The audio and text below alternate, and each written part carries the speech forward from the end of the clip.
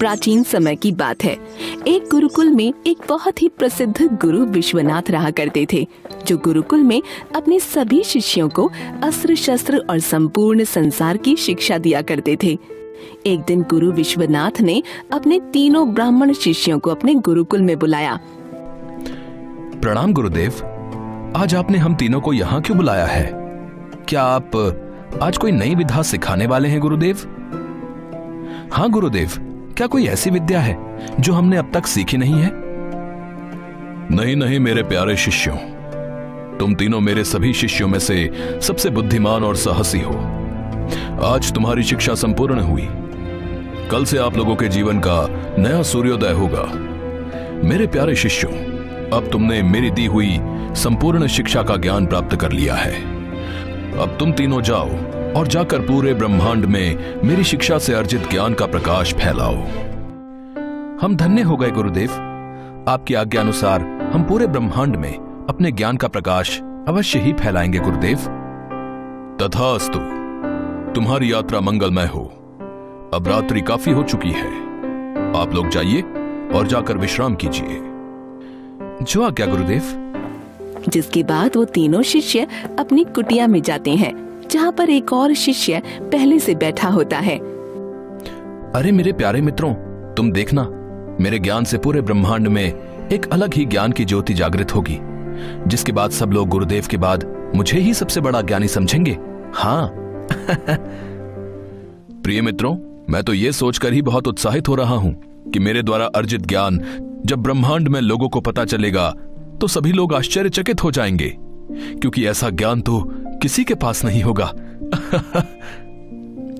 मेरे प्यारे मित्रों, मेरा ज्ञान भी जब ब्रह्मांड में फैलेगा तो मेरा भी काफी नाम होगा। हाँ। इन तीनों की बातें उन्हीं के पास बैठा एक और शिष्य रमादास सुन रहा होता है।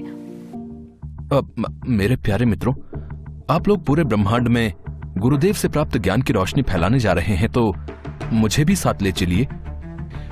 मैं भी आप लोगों की ब्रह्मांड की इस यात्रा को देखने के लिए बहुत ही उत्सुक हूं।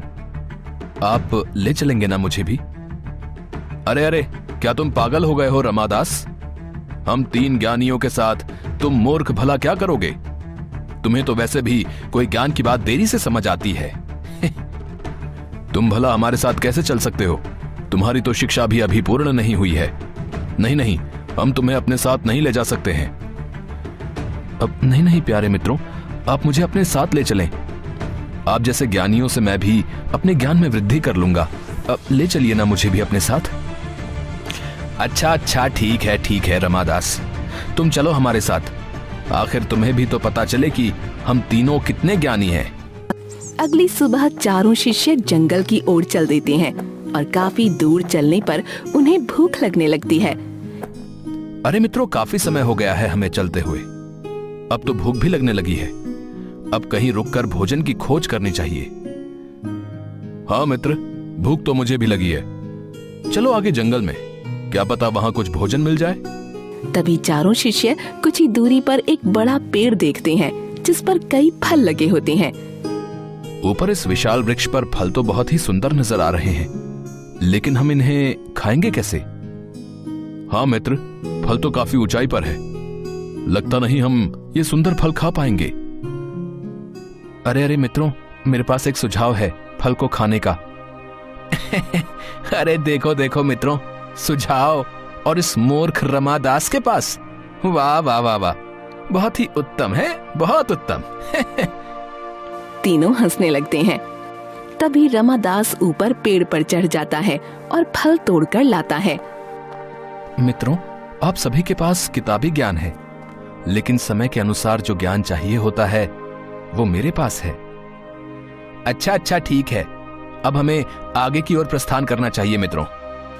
जिसके बाद चारों शिष्य आगे जंगल की ओर जाते हैं और रास्ते में उन्हें एक कंकाल नजर आता है, जिसकी हड्डियां चारों तरफ बिखरी पड़ी थीं। उन बिखरी हड्डियों को देखकर वे चारों हैरान हो जाते हैं। अरे ये देखिए मित्रों, आखिर ये किसकी हड्डियों के टुकड़े हैं जो इस तरह बिखरे हुए हैं? आखिर ये हड्डियां किसकी हो सकती हैं? अरे अरे मित्रों, मुझे तो ये हड्डियां अवश्य ही किसी जंगली जानवर की प्रतीत होती हैं। अरे वाह वाह, देखो मित्रों, ये मूर्ख रमादास क्या कह रहा है। अरे रमादास, तुम अपनी बुद्धि का उपयोग ना ही करो तो अच्छा है। तुम्हें कुछ भी नहीं पता, समझे तुम। अब मैं तो अपने ज्ञान के अनुसार ही आप लोगों से कह रहा हूं। अब जंगल में किसी जंगली जानवर की ही तो हड्डियां होंगी ना कि किसी और की। अच्छा अच्छा ठीक है, मान लेते हैं तुम्हारे ज्ञान को रमादास, लेकिन क्या तुम ये बता सकते हो कि ये किस जानवर की हड्डियां हैं? मुझे तो इन्हें देखकर लगता है ये इस जंगल के राजा शेर की हड्डियां हैं। नहीं नहीं, मुझे तो ये हड्डियां किसी सियार की लगती हैं, किसी शेर की तो बिल्कुल नहीं। लगता है इस विधा का नाम सजग ज्ञान है। हाँ अच्छा अच्छा ठीक है मित्रों, अभी रात्रि होने ही वाली है। अब हमें विश्राम करना चाहिए। कल सुबह ही हम इन हड्डियों का पता लगाएंगे। सुबह होती है, तीनों फिर से उन हड्डियों के पास आते हैं। मुझे लगता है मेरे ज्ञान से सबसे पहले मुझे इन हड्डियों को एकत्र करना होगा। हे गुरुदेव, मुझे शक्ति दीजिए ताकि मैं इन सभी बिखरी हड्डियों को एकत्र कर सकूं। तभी वो बिखरी हुई हड्डियां एक पूर्ण कंकाल के रूप में जुड़ जाती हैं। अरे वाह वाह मित्र, तुम्हारे ज्ञान ने यह कर दिखाया। तुमने बिखरी हुई हड्डियों को एकत्र कर दिया। वाह वाह, देखा रमादास, यही होती है ज्ञान की ताकत, जो तुम्हारे मूर्ख मस्तिष्क में कभी नहीं आएगी।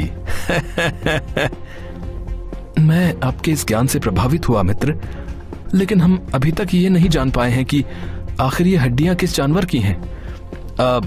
मित्रों, मुझे ये लगता है कि अवश्य ही ये हड्डियां शेर की हैं। लेकिन क्या हमें इसे निश्चित करना चाहिए? हाँ हाँ, क्यों नहीं। अधूरा ज्ञान घातक होता है मित्र, इसलिए हमें यह पता करना ही होगा कि क्या वाकई ही ये शेर की हड्डियां हैं। लेकिन ये हम कैसे पता करेंगे? मुझे तो कुछ समझ नहीं आ रहा है मित्रों। अरे अरे, आप चिंता मत कीजिए, इसका ज्ञान तो मेरे पास है। मुझे प्राप्त हुई शिक्षा में मुझे ये विद्या प्राप्त है। मैं किसी भी कंकाल में मांस और चमड़ा वापस ला सकता हूं मित्रों। अरे वाह वाह मित्र, बहुत अच्छे, लेकिन अभी रात्रि होने वाली है। अब हमें विश्राम करना चाहिए। कल सुबह ही तुम अपनी इस विधा का उपयोग करना। जिसके बाद तीनों जंगल में ही सो जाते हैं। अगली सुबह तीनों फिर से उसी कंकाल के पास आते हैं। चलो, हमें अपना समय व्यर्थ नहीं करना चाहिए मित्रों। हे गुरुदेव, मुझे आशीर्वाद दीजिए। आपकी दी हुई शिक्षा द्वारा मैं कंकाल में मांस और चमड़ा भर सकूं। कि तभी उस कंकाल में मांस और चमड़ा आ जाता है। ये देखकर दोनों शिष्य खुश हो जाते हैं। अरे वाह वाह मित्र, तुमने ये कर दिखाया। तुम्हारी ये विधा अद्भुत है। वाह वाह, देखो देखो रमादास, तुम्हें हमारे साथ ऐसी ही अद्भुत ज्ञान की प्राप्ति होगी। हाँ हाँ हाँ मित्रों, मैं आप लोगों के ज्ञान को मान गया हूं। आपके पास जो विधा है वो इस संसार में किसी के पास नहीं। लेकिन अब हमें आगे बढ़ना चाहिए। अरे नहीं नहीं रमादास, अभी तो तुमने मेरी खास विधा देखी नहीं, जो गुरुदेव ने सिर्फ मुझे ही दी है। आखिर मैं उनका सबसे बुद्धिमान शिष्य जो हूं। खास विधा? वो कौन सी विधा है मित्र जो गुरुदेव ने हमें नहीं दी? बताओ हमें। अरे अरे मित्र, वो विधा तो सिर्फ मेरे ही पास है, जिसका उपयोग मैंने अभी तक नहीं किया।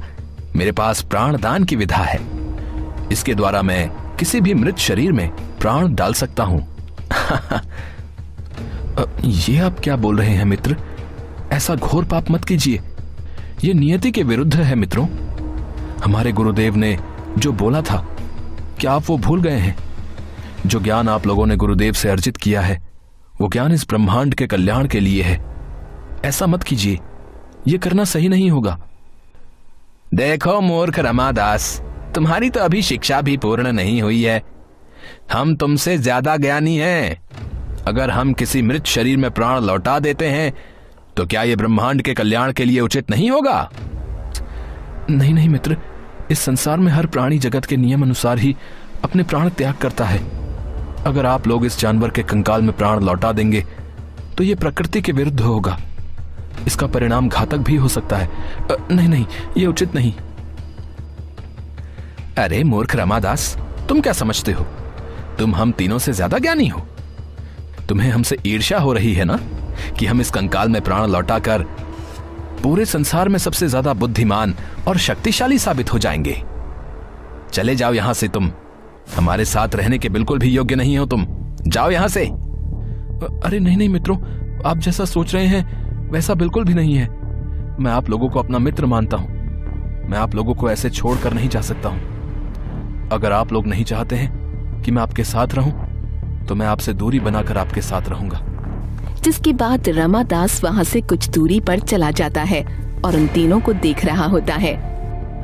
हे गुरुदेव, मुझे आशीर्वाद दीजिए ताकि आपसे प्राप्त विद्या के द्वारा मैं इस कंकाल में प्राण लौटा सकूं। तभी उस कंकाल में प्राण आ जाते हैं, जो कि एक बेहद ही खूंखार शेर के रूप में सामने आता है और उन तीनों शिष्यों को खा जाता है। ये सब रमादास दूर खड़ा उदासी भरी नजरों से देख रहा होता है। हाय हाय मित्रों, ये आपने क्या किया? सिर्फ किताबें पढ़ने से ही संपूर्ण ज्ञान की प्राप्ति नहीं होती है। हमें अपनी बुद्धि का भी उपयोग करना चाहिए। हाय, ये क्या हो गया?